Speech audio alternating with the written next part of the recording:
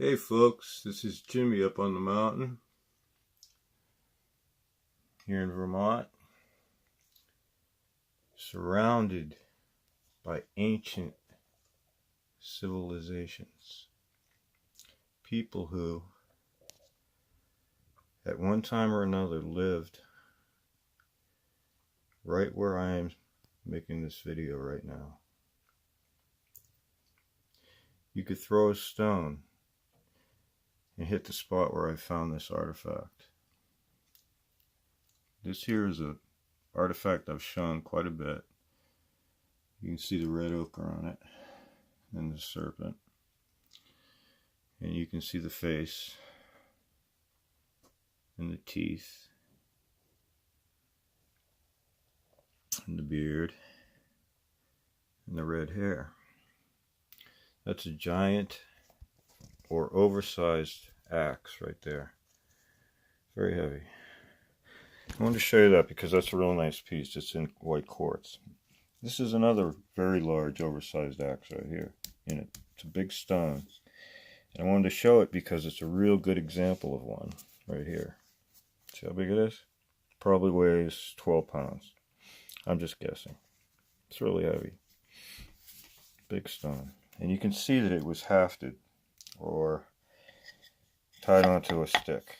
Okay? Now this stick looks pitiful. This is a handle for a good size axe for me. Okay? Try to haft this onto here. Better yet, try to haft it onto here. And then swing it. You can't do it. So whatever was tied onto the end of this was pretty big. Big handle.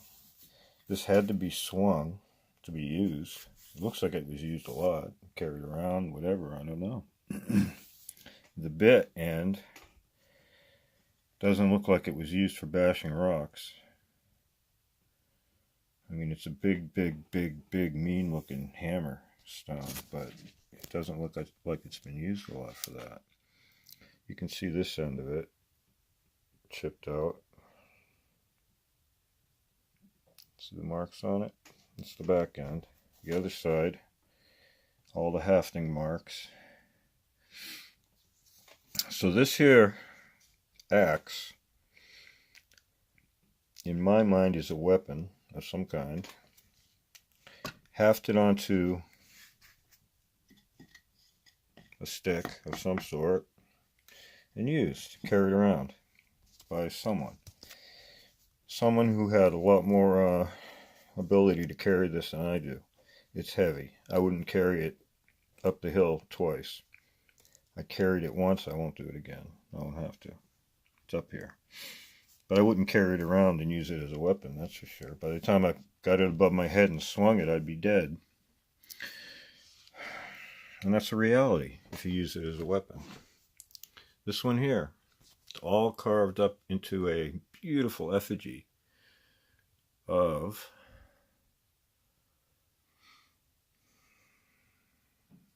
one of the people that carved all of these objects that I find here on the quarry site. This guy with the serpent in its teeth, the fangs, the serpent, like a crown or a hat on this dude's head. Looks to me like it's a beard. Looks to me like his decoration. He does not look human to me. And this is an axe also, okay? And there's more than one effigy on it. This is the one side that I saw first. You can turn it and see some really cool things on it. It's heavy, so I don't want to turn it too much, but I can go to this side.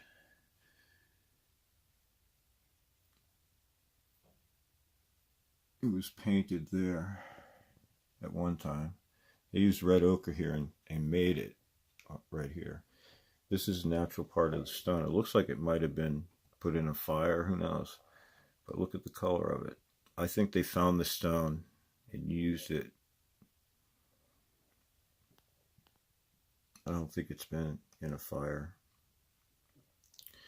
Anyway, this is an axe also, and if I go to pick it up, but with one hand, okay, all right, I have to put it down. It's 3 times as heavy as the other one. I have it propped up. And this was also hafted, and I know it was because it has hafting marks on it, but this has different types of marks on it. And I'll put the light on. I don't know if you can see it. In photographs you can see it easier or better light. Right here it has hafting marks, and up here it has hafting marks. Looks like a strap was on there at one time. And I apologize if you can't see it in this video, but they are there. And there's tool marks on this weapon. It's a weapon. I wish I could turn it around some more. But imagine the handle that had to be put onto this to carry it around. And imagine carrying it around. Okay. My point is they're very large and they're here. If they were ceremonial, I don't think you would have them. You probably just stand them around. So they weren't ceremonial in my eyes, anyway. They could have been treasured, but this guy, whoever he was, carried this around as a personal weapon. Like you see Native American photographs, they all carry these personal weapons, and I have many of them that are this big, this big, this big, and I have several, but not as many, that are oversized and carried. This is carried around. This isn't ceremonial. Okay. A few miles from here, south along the line, down the river, in the 19th century, bodies were dug up, skeletons, and they were all buried in mounds. And these mounds were associated with ridge tops, and long, straight acoustic built walls. No fill, just acoustic built walls, where if you tap them, you can pretty much hear the walls ring in certain places. And many of these walls had serpent effigies on them. And many of them have more than just effigies. They have writing in them. Cairns in the walls where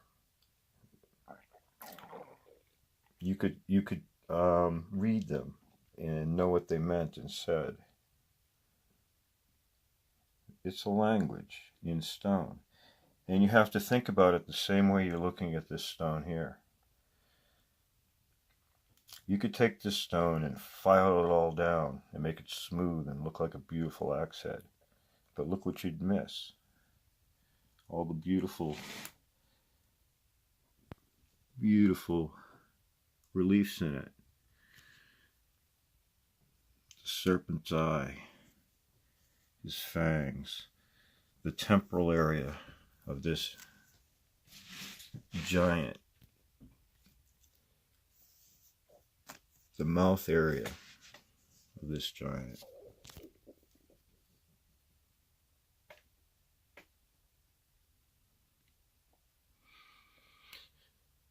Resembles someone who's human but doesn't look human to me. He looks very frightening. If I saw him, I would go the other way very fast, especially if he was carrying this.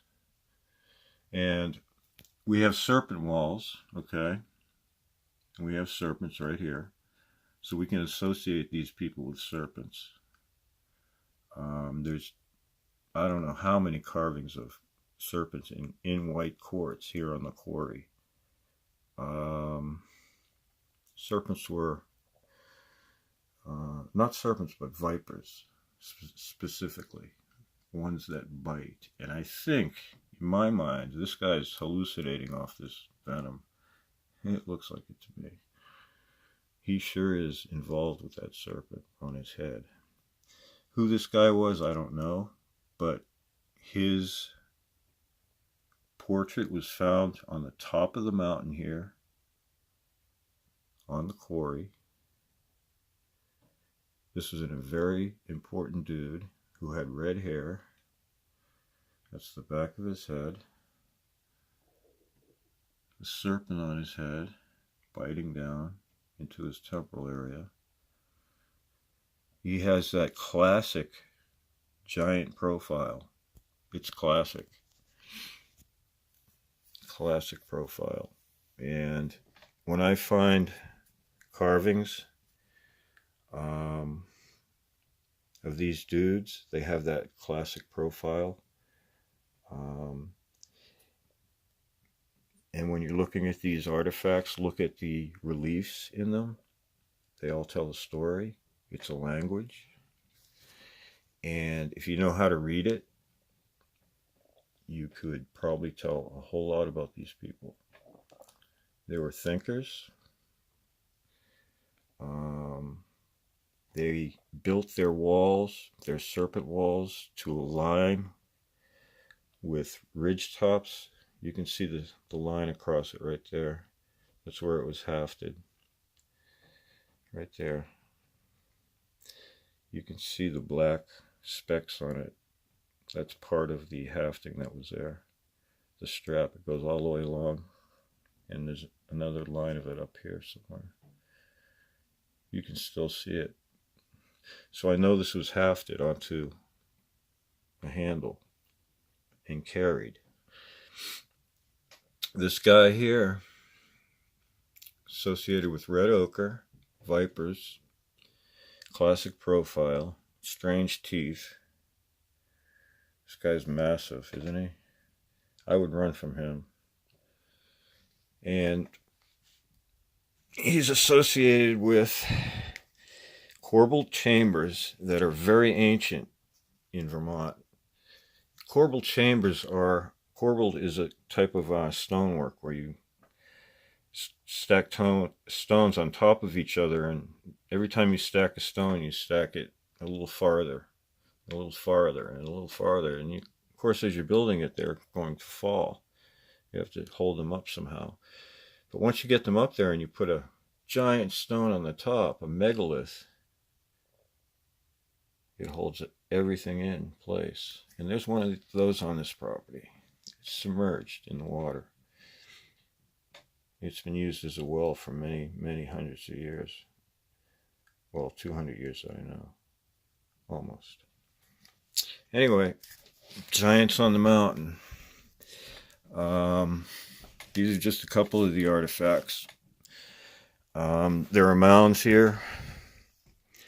There were mounds on Mount Ephraim a few miles away where giant skeletons were found with double rows of teeth. A few miles away from here, these guys were found. They're skeletons by the Smithsonian. And you can ask the Smithsonian about it if you like. I'm sure there's Freedom of Information Acts and all of that. Because they did look at these things and come and confiscate them. I guess that's what they did, confiscate them. Anyone who knows might want to tell me, but the skeletons are gone. One of them was not, I believe.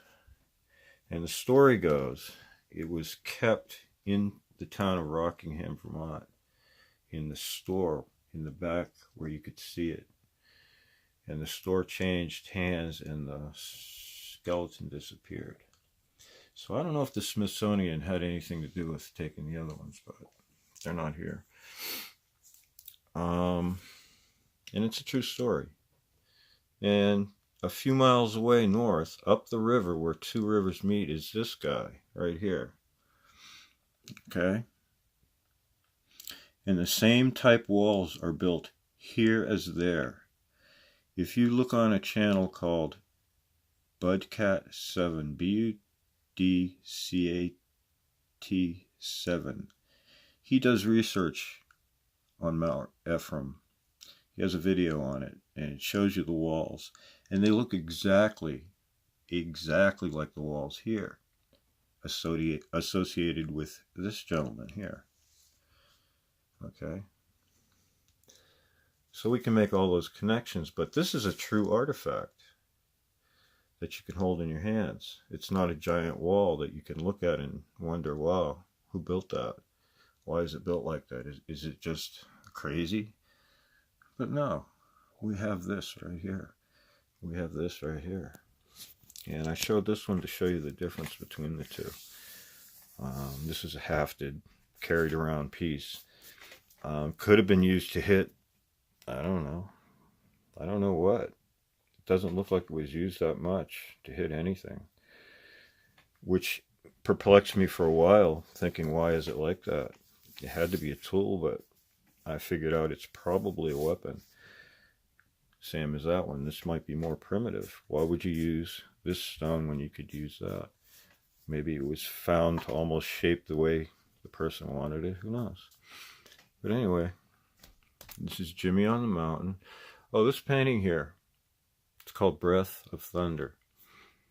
This is the painting that hung in the World Trade Center in 1992. 1993? Yeah, 1993, I believe. Anyway, it was painted that year, 1993. And back then I was very interested in stones. Not artifacts, but stones. Minerals, stones, things like that. And also Native American culture and things like that. I went to Arizona and New Mexico. I went onto one of the mesas, Hopi mesas. On top of it, I got the permission to fly my hang glider off the top, but I didn't do it because I didn't have my hang glider with me.